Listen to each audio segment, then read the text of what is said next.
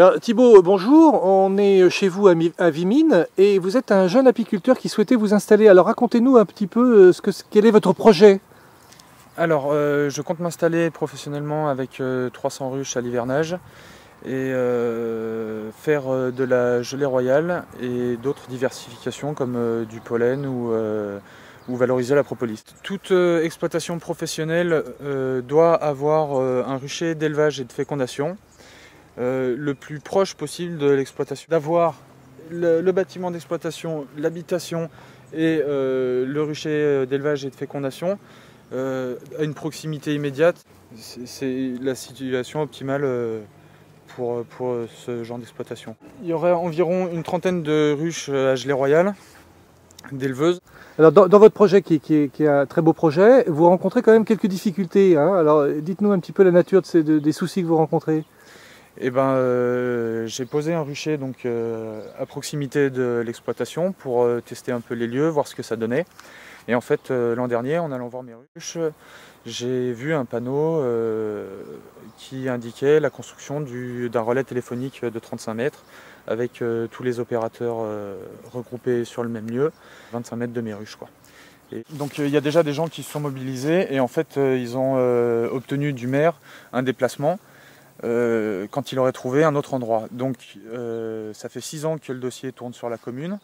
Il y a eu divers endroits, notamment le clocher de l'église, du bois, au Venat. En fait, les projets ont été refusés les uns après les autres par la population. Fini par atterrir au PES, là-haut, parce que c'est un endroit très peu peuplé et il y avait des facilités techniques. Montrez-nous où va être implantée la future antenne.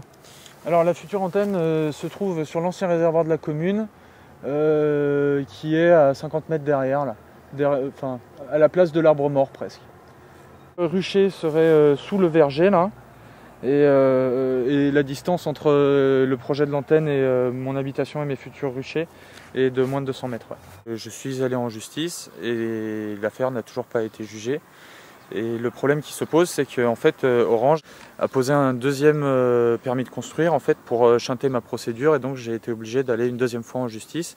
Et en fait, on se rend compte qu'il n'y a pas de dialogue, il n'y a pas de concertation avec la population. C'est une sorte de passage en force. Les abeilles ont un système de repérage très très sensible et très efficace. Elles se servent notamment des champs magnétiques terrestres pour se repérer et de repères visuels aussi. Et en fait, on se rend compte qu'à proximité d'antennes de radiotéléphonie, les ruches perdent des butineuses, c'est-à-dire la catégorie des abeilles qui va chercher la nourriture, l'eau, le pollen et qui ramène ça à la ruche. On se rend compte qu'elles ne reviennent pas à la ruche, qu'elles se perdent en route. Alors l'abeille est victime de plusieurs agressions. Il y a en premier lieu tous les biocides qui sont fongicides, pesticides, herbicides, de manière générale. Il y a une baisse vertigineuse de la biodiversité dont elle souffre car c'est un manque de nourriture croissant. On se rend compte surtout que les abeilles sont importantes quand il n'y en a plus.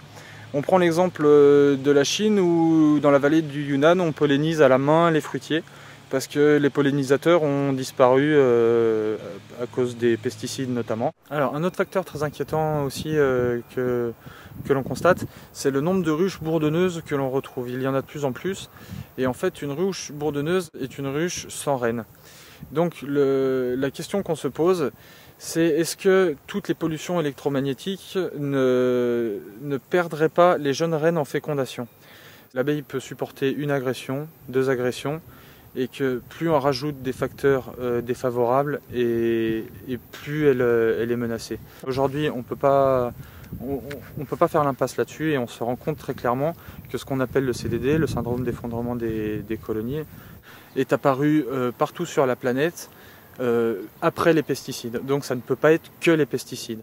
Toutes les études qui sont sorties dernièrement quand même tendent à dire que les abeilles souffrent de ces radiations. Bon alors Thibaut, c'est quoi la solution finalement? Parce que si cette antenne elle arrive, ça compromet énormément votre projet. Ça compromet complètement mon projet professionnel parce que j'ai une chance inouïe de mettre à disposition ces bâtiments et ce terrain pour mon exploitation. C'est une situation que vous ne pouvez pas retrouver ailleurs. Non, non, non, personne ne me défend sur ce sujet-là. Et je comprends pas que dans un parc régional, il n'y ait pas de concertation publique avec la population sur... Il faut dire qu'on est dans le parc régional de Chartreuse. De Chartreuse, ouais.